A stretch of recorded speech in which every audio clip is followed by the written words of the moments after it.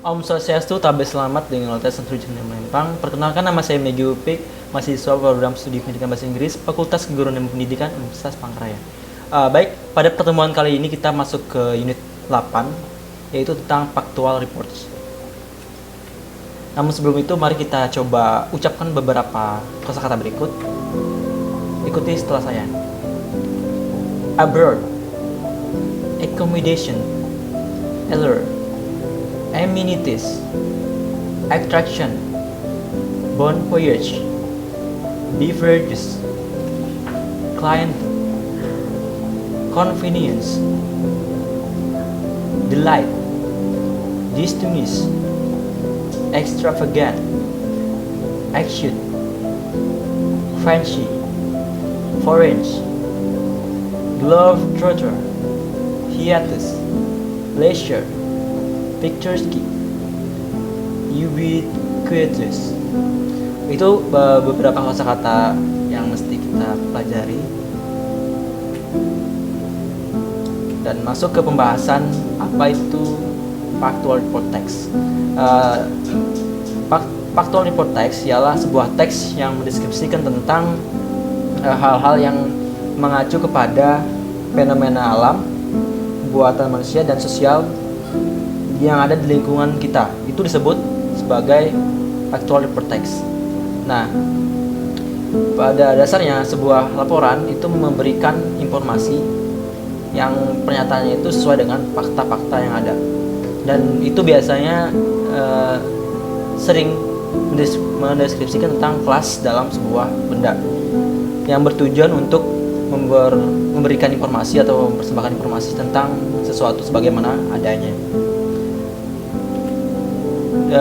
Factual report text itu mempunyai struktur atau generic structure. Yang pertama ialah general classification. Di sini dalam general classification ini menjelaskan apa fenomena yang sedang dibicarakan atau yang sedang terjadi. Dan di bagian kedua itu ada description. Di situ menjelaskan tentang fenomena.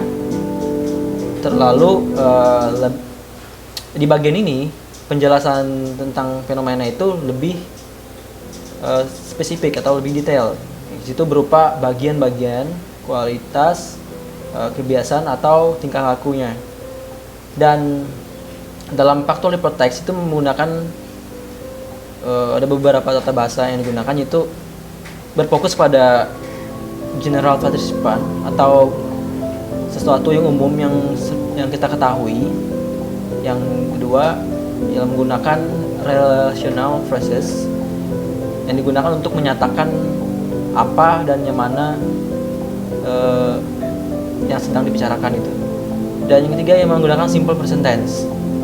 Terakhir, tidak terdapat temporal sequence atau urutan temporal.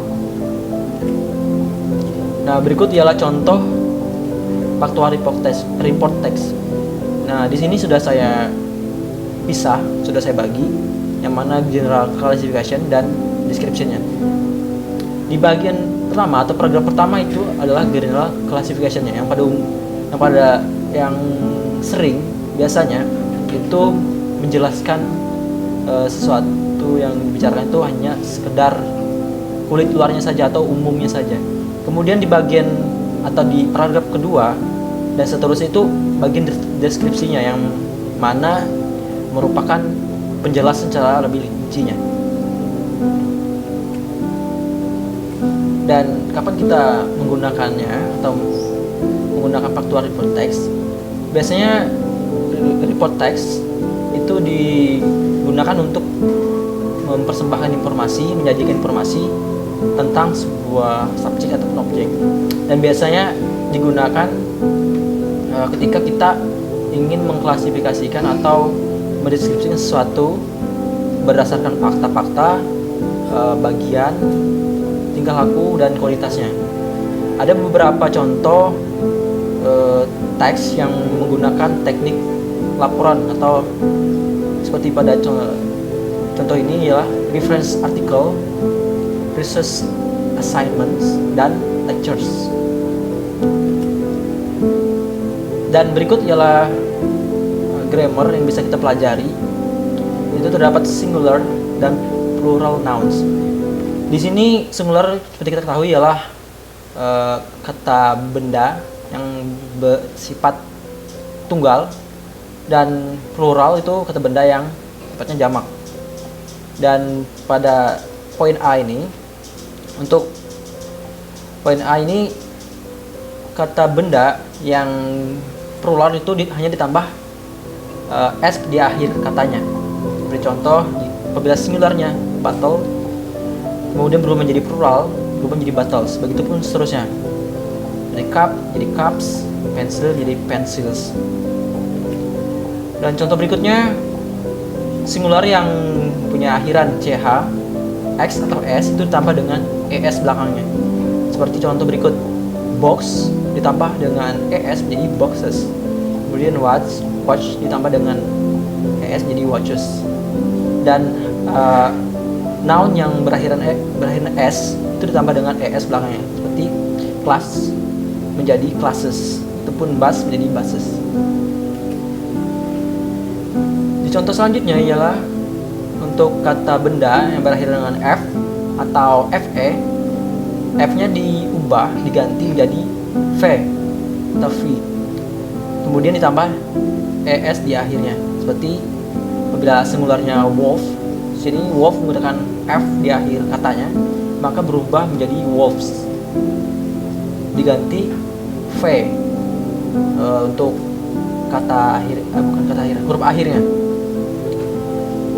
Dan contoh berikutnya ya, wife jadi wives, dan live menjadi lives, dan life menjadi lives. Dan yang terakhir, contoh terakhir ialah kata benda yang perubahannya itu tidak menentu. Jadi di sini tidak mempunyai rumus tertentu. Dan cara kita untuk membedakannya ya dengan cara kita harus mengetahui atau mengingat kata benda tersebut apa bentuk pluralnya. Seperti contoh berikut, child menjadi children, kemudian woman menjadi women. Di sini bedanya woman di sini yang pertamanya singularnya itu bagian a-nya berubah menjadi e. Jadi di sini sebenarnya kita tidak ada rumus tertentu, jadi kita harus mengingatnya. Kemudian man menjadi man, mouse menjadi mice, goose menjadi goose. Mungkin itu saja yang dapat saya sampaikan pada pertemuan kali ini. Bila ada yang kurang berkenan dari tingkah laku maupun ucapan saya ucapkan mohon maaf, dan akhir kata saya ucapkan terima kasih.